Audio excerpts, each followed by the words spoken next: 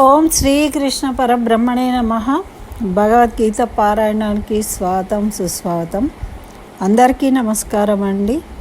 మనం భగవద్గీతలో 4వ అధ్యాయం జ్ఞానయోగంలో 38వ శ్లోకం వరకు అర్ధసహితంగా తెలుసుకున్నాం.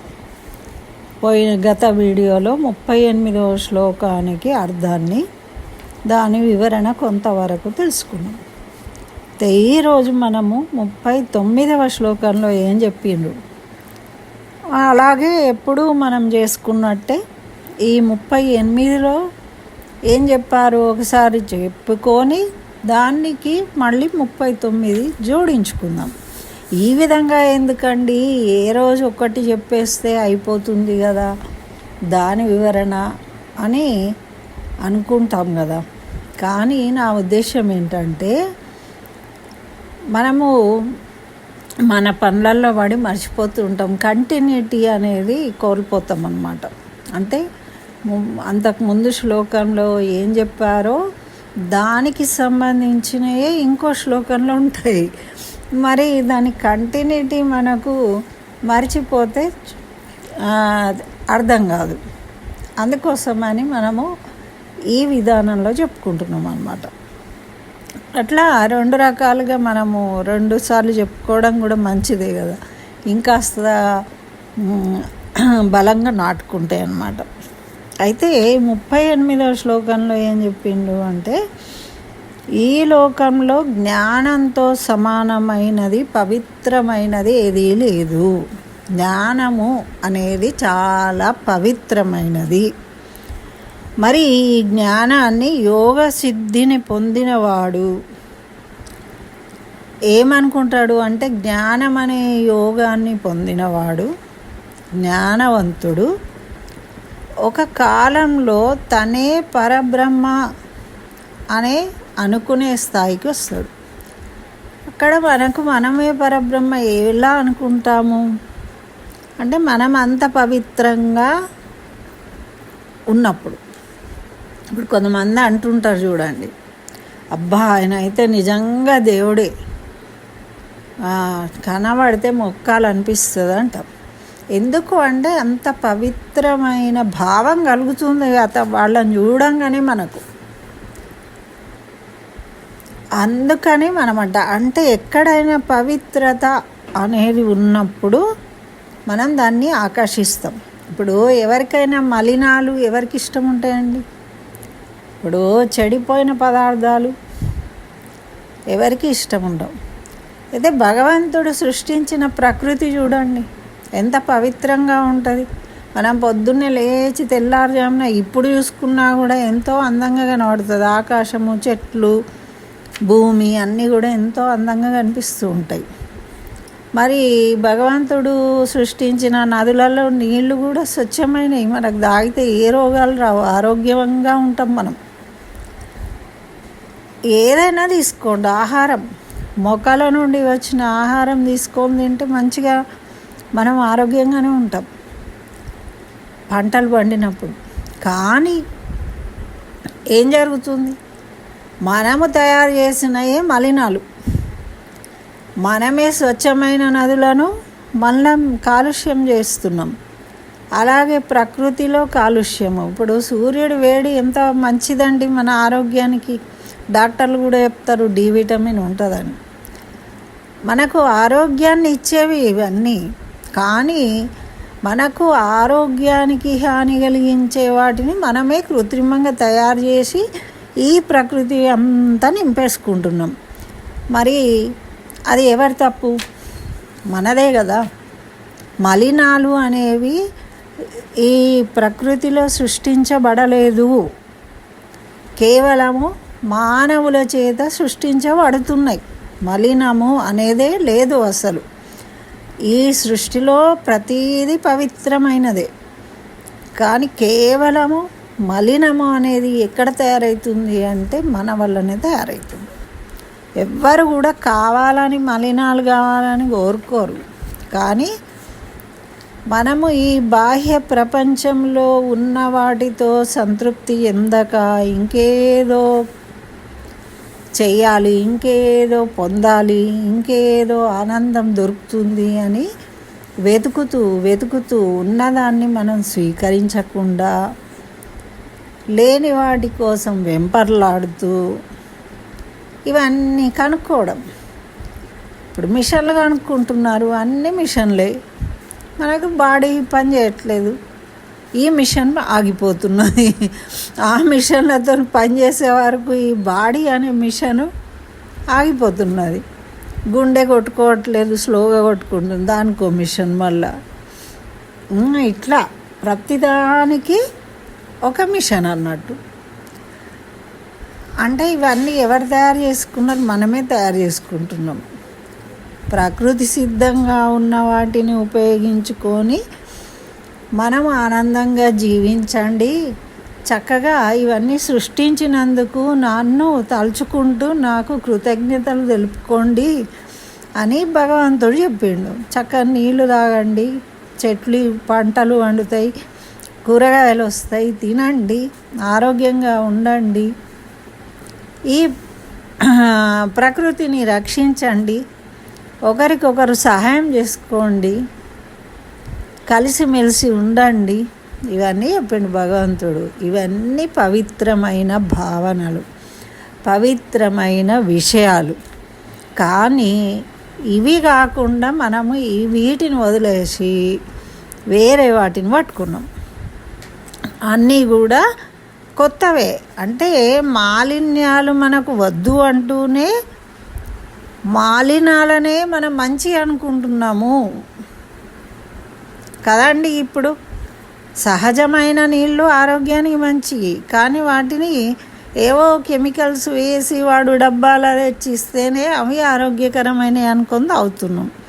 కానీ అవి కూడా మంచివి కాదు అని డాక్టర్లు చెప్తున్నారు కదా. కానీ అయినా కూడా ఆ నల్ల నీళ్ళు తాగం. ఎందుకు?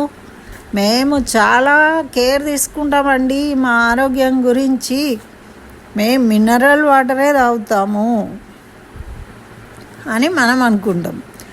కానీ మనము మంచి వాటర్ అనుకొని తాగే నీళ్ళు అక్కడ వ్యాపారం చేస్తున్నాడు. కాబట్టి ఆ వ్యాపారంలో లాభాల కోసము మనల్ని మోసం చేస్తున్నాడు. మనమేమో మోసపోతూ డబ్బులు వాడికిచ్చి ఆ నీళ్లు తాగి మనం రోగాలు తెచ్చుకుంటున్నాం. ఇది ఎంత విచిత్రంగా ఉంది చూడండి. అట్లానే ప్రతీది కూడా ఈ మలినాలు అనేవి లేకపోవడమే పవిత్రమైన విషయం. మరి ఈ బాహ్యంగా ఉన్న వాటిని మనం మలినాలు అని వద్దు, అలా ఉండొద్దు, ఇలా నీట్గా ఉండాలి, మురికి బట్టలు వేసుకోవద్దు, మనము అన్నీ శుభ్రత అన్నీ పాటిస్తామని చెప్తూ ఉన్నాం. కానీ అదేవిధంగా మన భావాలు కూడా మలినాలు ఉంటాయండి. భగవంతుడు చెప్పిన గుణాలే ప్రాకృతికమైన గుణాలు. అందరితో కలిసిమెలిసి ఉండడము, క్షమాగుణం కలిగి ఉండడం, ఇతరులకు సహాయం చేయడము, ఆనందంగా ఉండడము, ఇవన్నీ ఏంటి? పవిత్రమైన భావనలు. కానీ వాటి ప్లేస్లో మనకేమొస్తున్నాయి? ఈర్ష, అసూయ, కోపము, దుఃఖము, కష్టం. ఇవన్నీ ఎవరు తెచ్చిండండి? భగవంతుడు మనకేమీ ఇవ్వలేదు. మనము చేసే మన పనుల వల్ల, మన కోరికల వల్ల, మనము చేసుకున్న వాటి ఫలితంగానే మనము వాటిని పొందుతున్నాం. అంటే ఇవన్నీ మనచే సృష్టించబడ్డాయన్ని మలినాలు, భగవంతుడిచే సృష్టించబడ్డాయన్నీ కూడా పవిత్రమైనవి. ఇప్పుడు ఆ పవిత్రమైన జ్ఞానాన్ని పొందాలి అంటే ముందు మనము శుభ్రపడాలి. అంటే మనము మానసిక చిత్త శుద్ధి కలిగి ఉండాలి. మన భావనలు మంచి భావనలు అయి ఉండాలి. అప్పుడే కదా మరి జ్ఞానము పవిత్రమైనది. ఇప్పుడు ఒక పట్టు చీర కట్టుకున్నామండి, మరి బంగారు నగలు ఒక చిన్న చీర కట్టుకొని కాసుల పేరు వేసుకొని పోతామా మనం? పోము.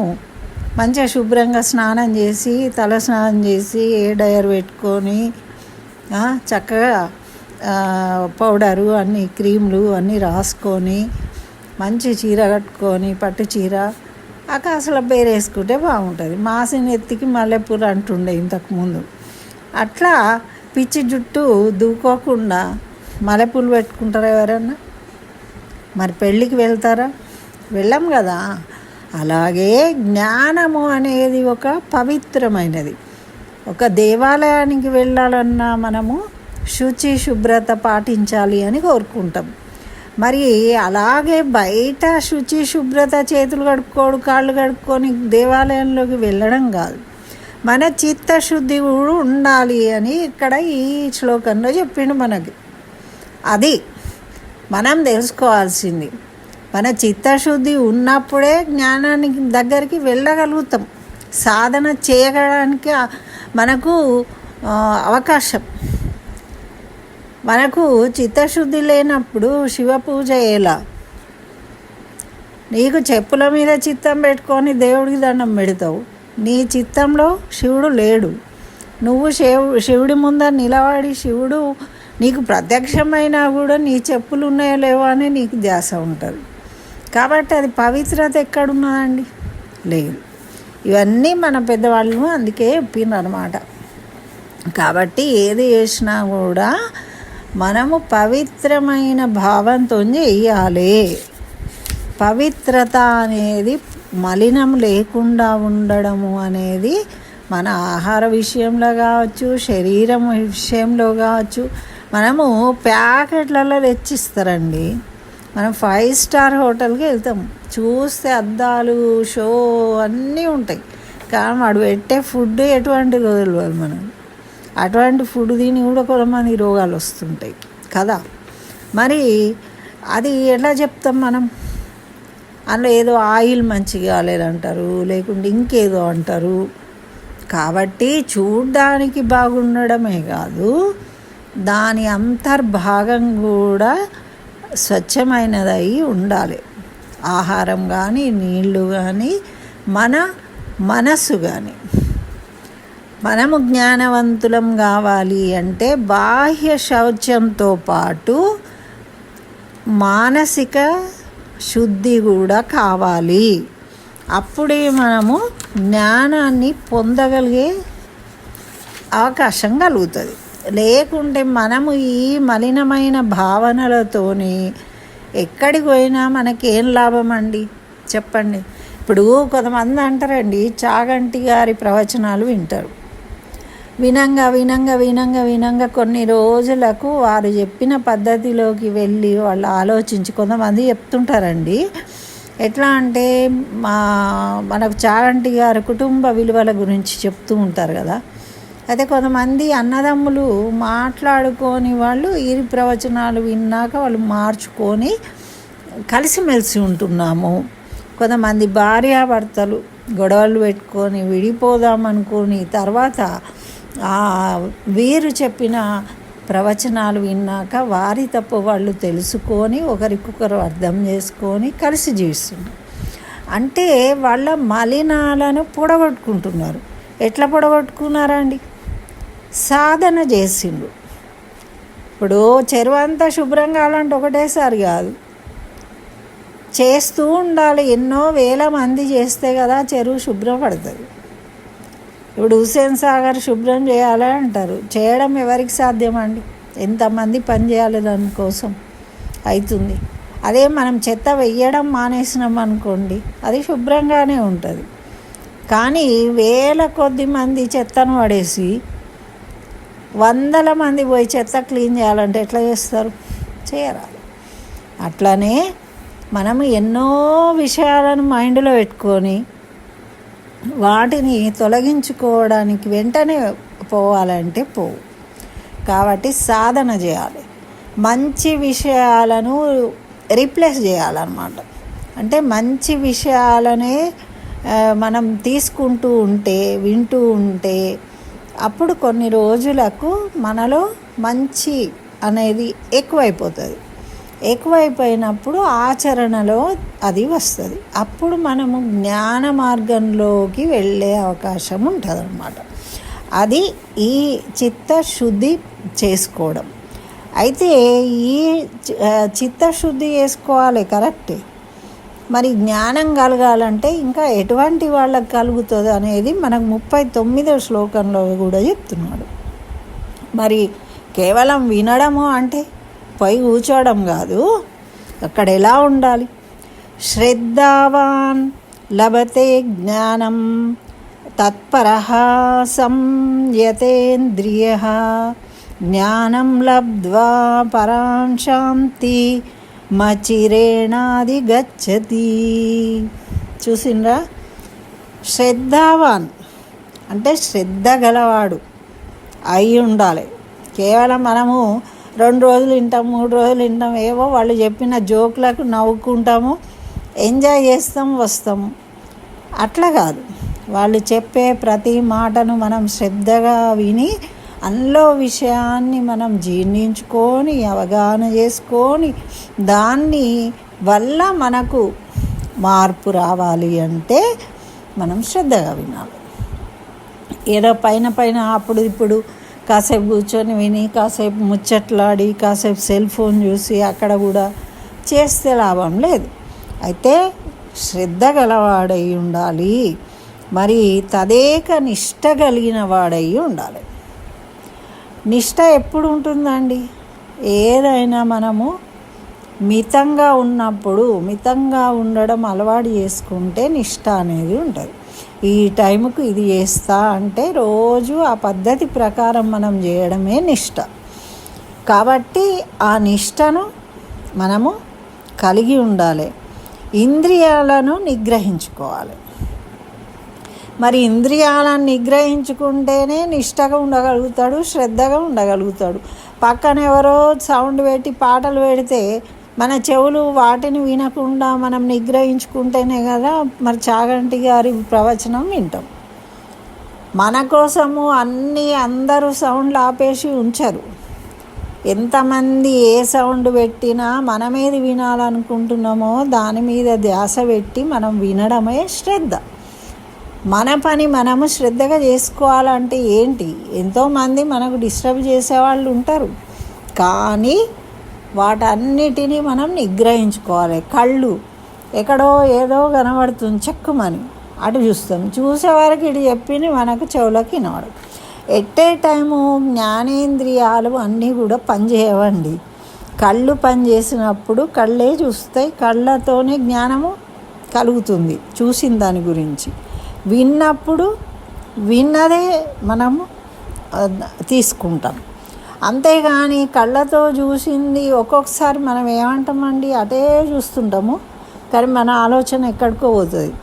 ఎదురుగా ఉన్నదాన్ని మనము చూడలేదు, కనబడలేదు, నేను గమనించలేదు అంటాం. ఎందుకు గమనించలేదు? కళ్ళు అక్కడే ఉన్నాయి. నువ్వు నన్నే చూసినావు కదా, చూడలేదంటున్నావు ఏంటి అంటారు వాళ్ళు. నువ్వు అలకరియలేదేంటి అంటే, అయ్యో అవునా, నేను చూడలేదు, అసలు నేను గమనించలేదు అంటాం. అంటే మనది ఆలోచన ఎక్కడో ఉంది, వేరే శబ్దం వింటున్నామో, ఫోన్లో మాట్లాడుతున్నామో, వేరే పని చేస్తున్నాం. కాబట్టి ఇది ఆ సెన్స్ అనేది మనం తీసుకోలేకపోయినాం. ఎట్ ఏ టైం 2, 3 అట్లా రావు. శ్రద్ధ దేని మీద ఉంటుందో అది ఒకటే మనకు ఎక్కుతుంది. కాబట్టి ఈ ఇంద్రియాలను నిగ్రహించుకోవాలి. మరి ఇంద్రియాలను నిగ్రహించుకున్నప్పుడే మనకు శ్రద్ధ కలుగుతుంది. ఆ శ్రద్ధ ఉన్నప్పుడే నిష్టగా చేయగలుగుతాం. రోజు పొద్దున్న 6ంటికి లేస్తా అండి అంటాం. ఒక రోజు లేస్తావు, 2 రోజులు లేస్తావు, 3వ రోజు ఏదో పని పడ్డది, రాత్రి లేట్ అయిపోయింది అందుకని చెప్పి మళ్ళీ పొద్దున్న 7ంటికి లేచి అంటే నిష్ట ఎక్కడుంది? నువ్వు ఎన్నింటికి పడుకున్నా నువ్వు లేవాల్సింది 6ంటికే అనేది నిష్ట. అయితే మనము ఈ బాహ్యమైన కార్యాలు, కర్మలు, ఇవే సాధనాలు మనకు జ్ఞానాన్ని కలిగించడానికి. మరి జ్ఞానం కలగాలంటే మనం ఏం చేస్తున్నామో అప్పుడప్పుడు ఈ నిష్ట కలగాలి, ఇంద్రియాలను నిగ్రహించుకోవాలి, మనకు మన చిత్తశుద్ధి ఏర్పడాలి. అన్నప్పుడు మనం ఏం చేయాలి? మనము ఓ పూజ చేసుకోవడమో, ధ్యానం చేసుకోవడమో, ప్రవచనం వినడమో, పారాయణ చేసుకోవడమో, జపం చేసుకోవడమో ఇవి చేయాలి. అవి మన మనసు మీద ప్రభావాన్ని చూపుతాయి. అదేవిధంగా మనము చేసే మన కర్తవ్యాన్ని దైవంగా భావించి చేయాలి. ఫలితం మీద ఆశ ఉండకూడదు. ఇప్పుడు మనలో ఈర్ష్య, అసూయ, కోపము ఇవన్నీ కలుగుతున్నాయి. ఎందుకు? మనం చేసే పనికి వాడు మెచ్చుకోవాలి అనుకుంటే వాడు మెచ్చుకోలేడు, కోపం వస్తుంది. వాడు మెచ్చుకున్నాడు, సంతోషం వస్తుంది. దాంతోనే ముగిసిపోతున్నాము. నిజంగా నువ్వు చేసింది కరెక్టేనా కదా? కొంతమంది ఏం చేస్తారు, మనమేమో ఏమనుకుంటామేమో అని అన్నీ మంచుకున్నాయి ఎంత బాగుంది అది ఇది అంటారు, పక్కకు పోయి నవ్వుతారు, తిడతారు. అలా నిజాయితీ ఉందా? ఉండదు. కానీ మనం ఏమనుకుంటాం, సంతోషపడిపోతున్నాం. అంటే ఈ భావనలన్నీ కూడా మలినాలే, ఇవి నిజమైనవి కాదు. వీటికి మనము తీసుకోకూడదు. అంటే మనల్ని పొగడాలని కోరుకోవద్దు. మళ్ళీ తిట్టినా మనము దాన్ని పట్టించుకోవద్దు. అంటే మనకు ముందు కర్మయోగంలో చెప్పినాయి అన్నమాట ఇవన్నీ. కర్మలు చేస్తేనే జ్ఞానం వస్తుంది. కానీ కర్మలు ఎట్లా చేయాలి అందులో చెప్పిండు. ఫలితాన్ని ఆశించకు, కర్తవ్యాన్ని దైవంగా భావించి చెయ్యి, అలా నిష్టగా చెయ్యాలి అన్నప్పుడు నువ్వు పూజ చేసుకో. అందుకే కదా కలియుగంలో మనకు ఉత్సవమూర్తిగా ప్రతి ఇంట్లో పెట్టుకొని పూజ చేసుకోవడానికి సౌలభ్యంగా భగవంతుడు విగ్రహ రూపంలో వచ్చిండు కలియుగంలో. నువ్వు ఎక్కడ కూర్చున్నా నీ మనసులో స్మరించుకోవడానికి నీకు ఇంద్రియ నిగ్రహం ఉండదు. కాబట్టి కళ్ళతో చూడు, నోటితో స్మరించు, చేయితోని పూజ చేయి అని మనకు చెప్పిండు అనమాట. ఇలా చేయడం వల్ల కొన్ని రోజులకి ఇప్పుడు మనం అంటుంటామండి, కొంతమంది అబ్బా చాలా మారిపోయిండండి అతను, ఎప్పుడైతే అక్కడ స్వామీజీ దగ్గరికి వెళ్ళొచ్చిండు, గుడికి వెళ్ళొచ్చిండు, అక్కడ ఆ అయ్యగారితో మాట్లాడినాక మా అబ్బాయిలో చాలా మార్పు వచ్చిందండి అంటారు. అంటే ఏంటి చెప్పండి? అంటే మార్పు దేనివల్ల కలిగింది? ఏదో మనము సినిమాకు పోతే మార్పు వస్తుందా? కాదు. అంటే ఇటువంటి పవిత్రమైన విషయాలను మనము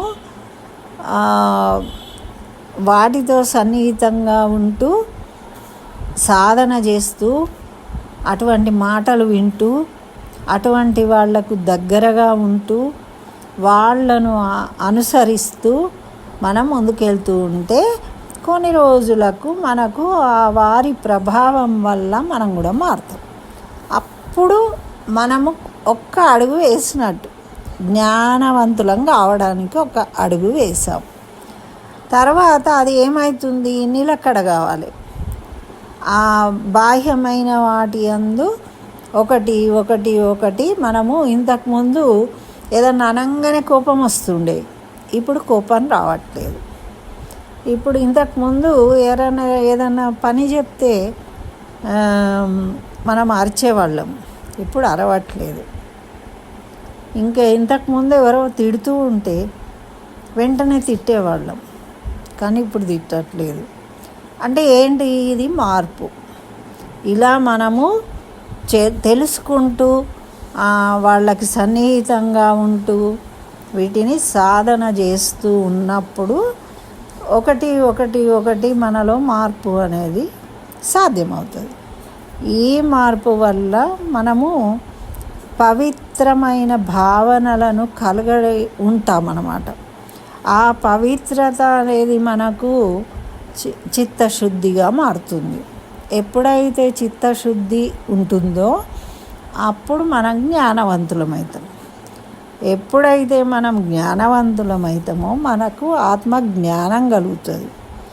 ఆత్మ జ్ఞానం కలిగినప్పుడు పరమశాంతిని పొందుతాము. ఇగో ఇది ఈ శ్లోకం ద్వారా ఈ సిరీస్ అంతా మనకు చెప్పుకొచ్చిండు. అంటే కర్మ చేయకుండా ఏది సాధ్యం కాదు. కర్మలు చేయవలసిందే, కానీ కర్మల ద్వారా జ్ఞానం వైపు వెళ్ళడానికి మనం ఏమేం చేయాలి అనేవి ఇవన్నీ చెప్పిండు దీంట్లో. కాబట్టి ఈ విధానంలో మనకు పెద్దలు చెప్పిన ఏంటి, పొద్దున్నే లేవరా, స్నానం చేయరా, ఇంత దేవుడికి ఒక జపం చేసుకో, ఒక 10 నిమిషాలు మనశ్శాంతిగా ఉండు,